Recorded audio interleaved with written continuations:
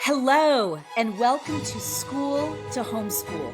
My name is Janae Daniels. I'm a wife, a mother of 6, and a former middle school teacher turned homeschool mom. I have kids in their 20s all the way down to elementary age and everything in between. Are you thinking about pulling your kids from the public school system like I did, but you are scared to death and don't know what to do next? My friends, I felt the exact same way. And you have come to the right place. I want to help your family leave the system so that you can take the hearts and minds of your children back. Hello, my friends, and welcome back.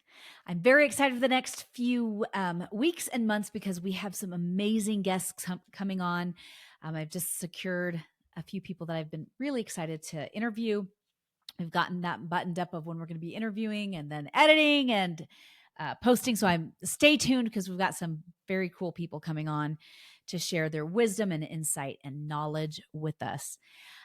For those of you who've given reviews, thank you. Keep the reviews coming, even if you hate it.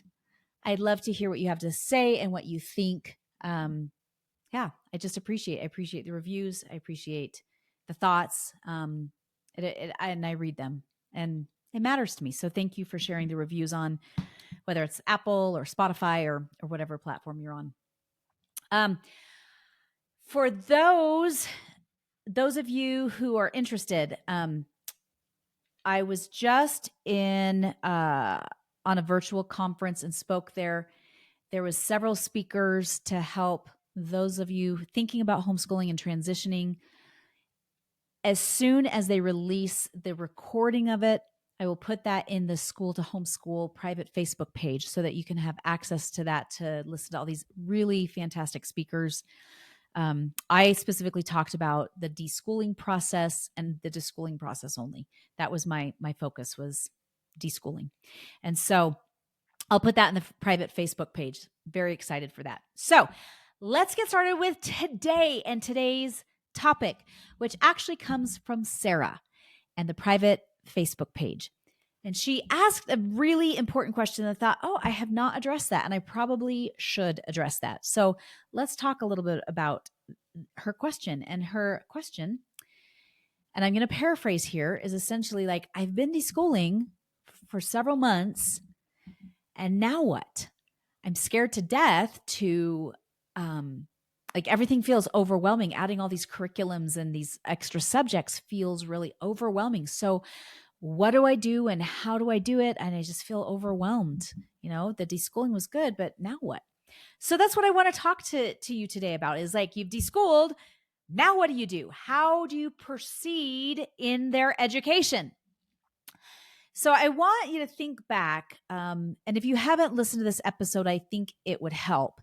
Back, I think it's episode 3. I can't remember exactly. And I don't have it pulled up in front of me, so I can't look at it. But the episode on missions, visions, and missions and visions. I can't remember all the terms, but it's essentially creating a vision for what you want.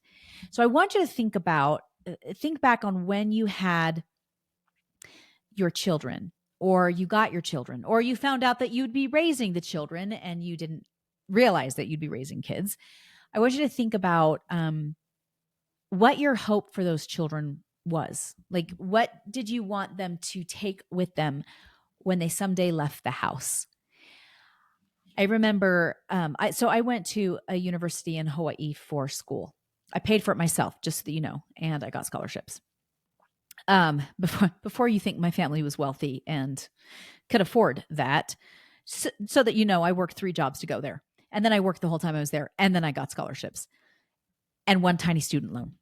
But I remember my dad took me to the airport. He flew a lot. He worked for IBM for many years. And he arranged his travel so that he would fly with me to Dallas. And then from Dallas, I would take my flight to Honolulu and start school all by myself, several thousand miles away. And my dad my dad has not passed away yet. He's still alive. albeit he's not young anymore by any stretch of the imagination. But I remember my dad saying to me, we get to Dallas and it was time for me to get on the airplane to go so far away from home.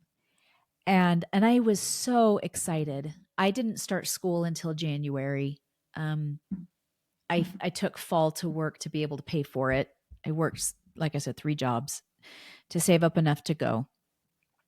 And I was so excited to leave and just all the things. And as we sat in the airport and then they called for boarding, I found myself very emotional. And my dad, who's not normally an emotional person, he is now that he's a little bit older, but at the time he was not emotional. He got very emotional. And he said, I've done the best that I can. And I hope I've given you all of the tools that you need to go and spread your wings and fly. And I know you're going to do great and you're going to do great things. And I'm proud of you and I love you and all the things. And he said, I just hope that as a parent, I've given you what you need to be successful, of which I have really good parents, which I'm very grateful for. I haven't always been grateful for my parents. I've had those times in my life when I was a brat to my parents, like a lot of us are. And I thought I knew everything. And I hugged my dad that day and I bid him farewell. Well, nothing quite. I wasn't quite ready for it when my kids started leaving the house and I started thinking, have I taught them enough? Have I given them what they need to leave and to spread their wings and fly and become the best people that they can be? And I knew as an 18-year-old that like I had a lot more learning to do and a lot more growing to do and that my life was just really beginning. But my dad still had that fear, like, what if I didn't teach her everything that she needs? So I want you to think back to when you had your kids and you've thought, this is what I envisioned for their lives. Not that they're going to be everything that you ever wanted. I'm always surprised as my kids get older. I have 2 that are adults. And I'll be honest, my oldest is not what I expected him to be. He's in nursing school. I would have never guessed that he'd want to go to nursing school. Not in a million years, honestly.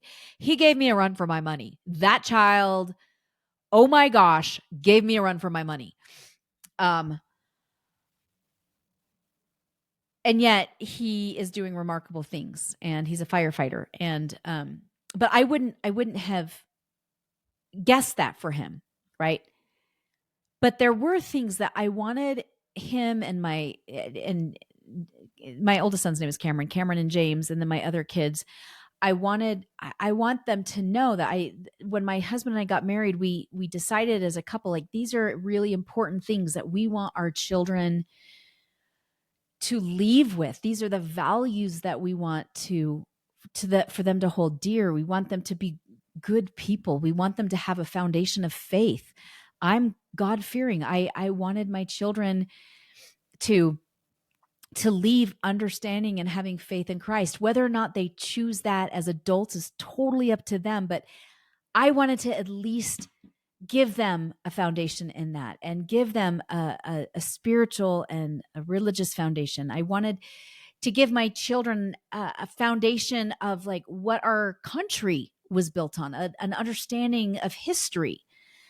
I think that's one of the problems that we have right now is that we have a bunch of Americans, number one, that can't read, but number two, that have no understanding of history. And they think that whatever they read on Instagram is true or Facebook is true. And yet it's a problem because when we have some really terrible political ideologies that come up, if people haven't studied history and understand these ideas and understand these philosophies, they can get really confused really fast. Like, I wanted my kids to understand civics and government and how things work. I've wanted my kids to understand how money works. It's important to understand how money works and how interest works, that you're either a slave to it.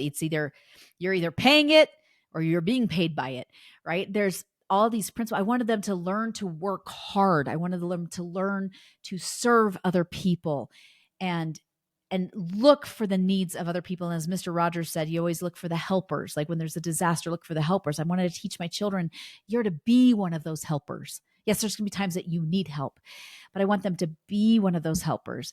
I want them to be critical thinkers and use their minds and their brains. And there's all these things that I want them to learn. I want them to love literature. I wanted them to understand human nature. I want them to be compassionate people. So there's this whole bunch of things that my husband and I decided that these were really important things that we want our children to embrace and to become. And whether or not they choose those things is totally up to them.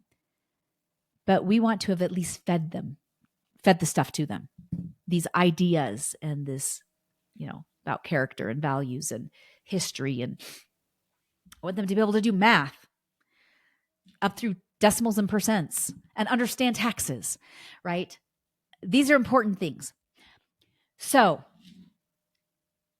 as you're trying to figure out, what do I do next? How do I continue on in their education? We've been deschooling. Now what? This is what I want you to do, is I want you to write a vision for what you want them to have when you leave, when they get on that plane, if they choose to go to college, which many may not be, less and less as they've become corporations. But as they're on there, or they're doing a mission trip, or they're going off to trade school, or whatever they're choosing to do with their lives, I want you to think, as Stephen Covey said, begin with the end in mind.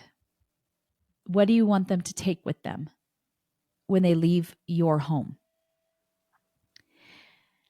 And then I want you to write it out, record it, put it down on paper.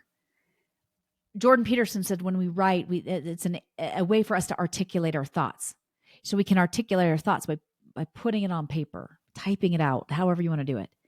But get it out of your brain and onto the paper, the things that you most desire your children to leave you with when it's time for them to leave the nest and fly and spread their wings. And then the next thing is, you need to ask them what they want, because it's their lives. And sometimes it's not what you necessarily want. I've told you this before, like my dream for Joshua is not to do YouTube. I'm not kidding. But I've come to grips with the fact that this is something that he loves to do. And he's good at it. He's good at doing the different tasks and setting up the different things. And he's learning so much, right? He has informed me he will not be going back to college. The great news is he could change his mind. I want him to be prepared enough so that if he does want to go to college, that is an option. And that can take many different paths. So sit down and you ask your child what they want. Now, if they're really little, they may not know what they want. And so in that case, if they're elementary or even young, middle school, then just expose them to wonderful, beautiful things that you want to learn about, share with them, whatever that might look like. If it's World War II, or if it's botany, or if it, whatever that thing is, share it with them. That's what I think is really fascinating. I've been talking to my husband a lot. We used to be like, when they turn 18, they're leaving the house, no exceptions, the end. They're flying the coop. And I recently listened to like a short on Instagram by Myron Golden, who is a business guy. And Myron, if you're listening to this, you said you check out coming on my podcast. Potentially, the offer's still open. But he talks about how biblically that children would stay with their parents until they got married, and that the parents would set them up. And it totally gave me a new perspective on how to look at things. So a year and a half ago, our son, who's 22, moved back in with us. And it's a long story. But it's been such a phenomenal experience for us and for him, having him home. And it's been enriching in beautiful experience. He works for us now. He's learning the business. He's doing really great. He's had to learn some really hard skills that he doesn't naturally come by, and he's getting really good at them. And he wants to help take on the business. Katie's like, I think I want to also join in the family business. I think I want to do this. And we realized, and I'll put a link to Myron's little short too, if I can find it, where he talks about it, because it changed my perspective on things a little bit. And my husband and I have been talking about this. Like, do we actually want to just say at 18, go figure things out? No, like, let's keep them with us as much as we can to help nurture them and grow them until they are ready and feel like they're ready to go out. So historically, people would take on their family businesses. Their parents would teach them their trades. They'd teach them the things that they knew, or they'd apprentice with a friend, and so they'd leave with skills and abilities. And we don't have that happen now. People are leaving high school barely able to read. It's not much of an accomplishment. I don't know why we keep giving people money for graduation when they didn't really accomplish anything. I was thinking about that this year with all the graduation announcements I've gotten. I'm like, what the heck? You didn't actually do anything, but like, you're on parole. Anyway, that's beside the point. So what can you give these kids that will enable them to be successful in the future? Perhaps your child wants to go to college. Well, then what do they need to do to be able to get into college? Well, if that's what their end goal is, and they're ninth grade and they say, I think I want to go to college, or I think I want to go to trade school, or I'm not entirely sure, but I want to be prepared for something, then again, begin with the end in mind and determine what needs to be done to get there. There's this one of my son's friends really wants to be an engineer. I mean, he wants to be an engineer really, really bad. And so he's had to figure that out. If I'm going to be an engineer, I'm going to have to go to college. What college do I want to go to? I think I want to go to this one college. Okay, what do I need to do to get into that college? So then as a parent, or maybe it's a trade school, or maybe it's, that they go to community college, which is a lot cheaper. As a parent, then you set up their curriculum or set up their learning so that they can achieve that end goal. Does that make sense? Like, okay, in order for me, my daughter wants to go to art school, so she's going to need to learn these skills or learn these things. What do I need to provide for her so that she can then get into art school? So you work backwards. Okay. When they're little, just expose them to lots of wonderful things that you think are fun. Go to the library a lot. Enjoy the books. Enjoy nature.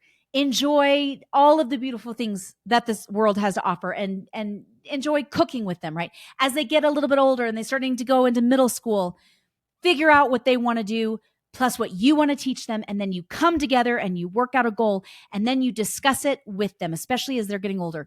And then you prepare a plan. Now, you're not going to jump into curriculums all at once, just like when you started homeschooling. If you do it all at the same time, you will drown. So just start adding little things at a time. Okay, we want to learn civics. Okay, so once a week on Mondays for 20 minutes, my friend Nicole Schiffler calls it a club. She's like, we're going to have a club. And we're going to do it once a week, and we're going to talk about that thing, or we're going to read these books. We've had Connor Boyack on the program. He was my very first interview on the podcast. He's got the Tuttle Twins books. I'm not getting paid by Connor to advertise the Tuttle Twins books, but my children do read the Tuttle Twins books. So once a week, we try to read one of the little books on civics and government. My friends, last week on Sunday at Father's Day, my father-in-law, my 8-year-old explained inflation to my in-laws. And they were like, what the heck? And she was dead on. She talked about the Federal Reserve. She talked about how money's devalued, and how, the printing of money and what inflation is. And she understood it. So for us, that's worked really well. For history, you might go, okay, I really feel like they need to learn history. Or according to the state standards, they have to learn science. Okay, so once a week, you watch a science video. Or maybe you put them in an enrichment program if you can afford it. And like I said, in our state, the state covers one enrichment program per child. Or maybe you put them in a co-op, or you have a co-op where you get together and the parents each do a science experiment, or they learn different scientific principles, or you get books on physics, or you get, you go to the library and you learn all about the body, or whatever it is. You just do it once a week. And so you start with your reading, you're doing a little bit of writing, you're still doing a little bit of math, right? Those are your the 3 R's, you're still doing those. And then start slowly, once a week, or maybe twice a week. We're just going to add this one thing. Okay, now we're going to add, they also need to have, this child really wants to be an engineer. We should probably learn about engineering. If they're in high school, you go, okay, well, how would you feel about taking an online engineering class that's free through one of the colleges, or a paid Coursera class? Or do you want to take dual enrollment and let's add a class or 2 classes in a couple times a week? You don't have to do it all.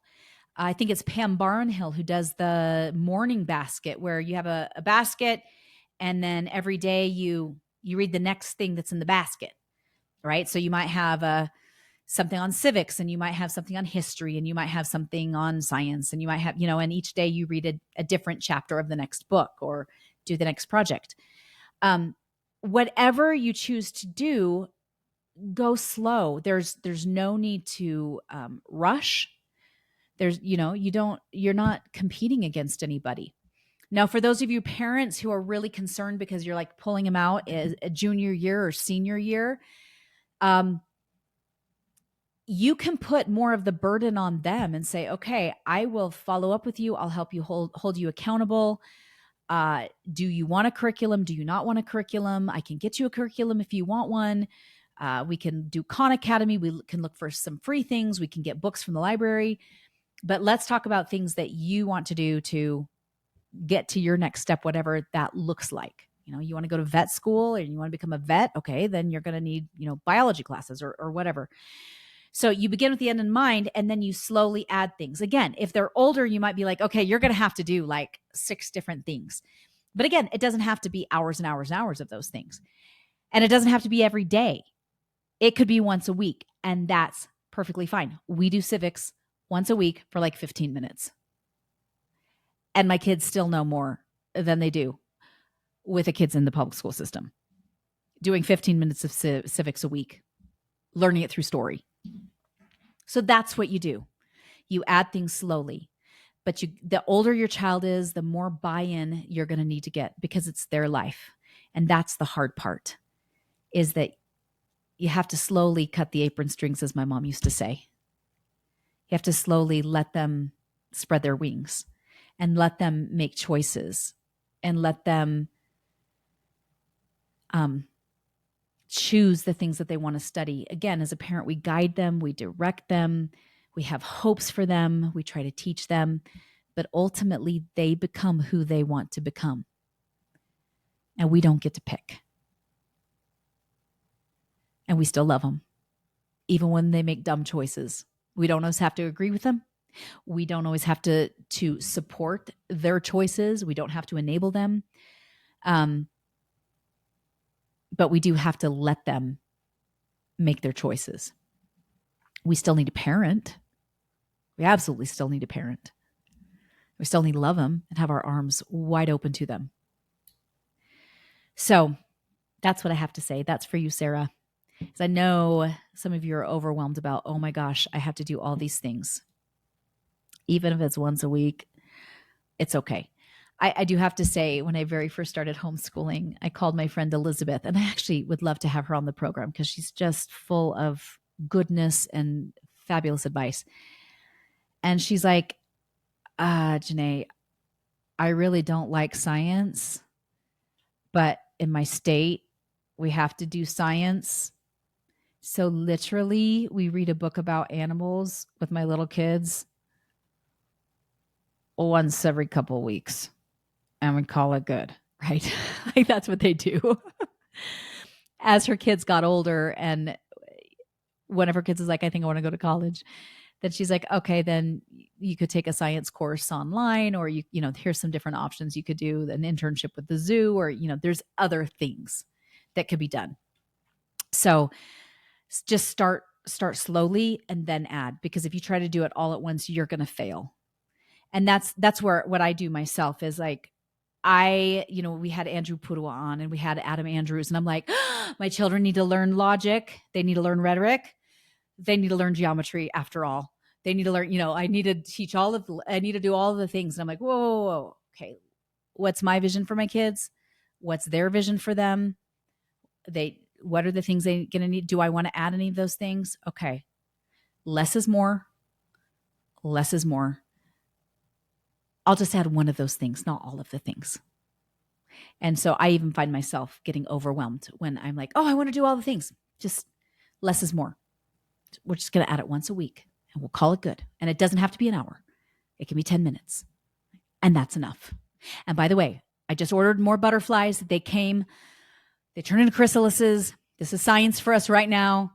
My little girl is observing with great passion everything about the chrysalises, and one of them may not make it because it fell, and then I picked it up and moved it, and I think it's dead. We'll see. We'll see if it comes out. But that's science. And they're learning firsthand some beautiful things. So whether it's hands-on stuff that you do with the kids, whether it's curriculum, it doesn't matter. Focus on like what your end goal is and just move towards that goal. Earl Nightingale in the I think it was 40s or 50s, gave this, it was like a radio recording called The Strangest Secret. And he talks about the power of the mind and thinking. And he was an early personal development guy. And he said, success is when you're moving in the direction that you want to go, essentially. Like if you're trying at all, then you're succeeding. And I think sometimes we get this funky view of success that it has to be all of these other things, and it doesn't. It's if we are trying to take the steps in the right direction, then we're succeeding. And that's good enough. It's good. So with that, make a plan of what you want your kids to leave with. Sit down and make a plan with them if they're older. We're talking like 12, 13 and older. Sit down with them, talk to them about what they want, and then slowly start adding in those things until they're able to shoulder the most of the burden themselves because they're 17 or they're 16 or they're turning 18 or whatever. In the meantime, still love them, still be the parent. You're doing better than you think you are, mamas and papas. You're doing a good work, and I hope you know that. Hope you know I'm praying for you. I think about you. I worry about you. I don't even know most of you, but I feel like you're in my heart because I feel like you're my people, because I'm just like you. Like we're no different. We all have the same struggles and fears. But with that, Tamara Stryjak's coming on next week to talk about technology. It's already been recorded. I'm excited for it. In the meantime, have a great week, and you got this. If you enjoyed this today, please like and subscribe. You could also join our private Facebook group at School to Homeschool, or sign up for our newsletter at www.schooltohomeschool. Have a great day.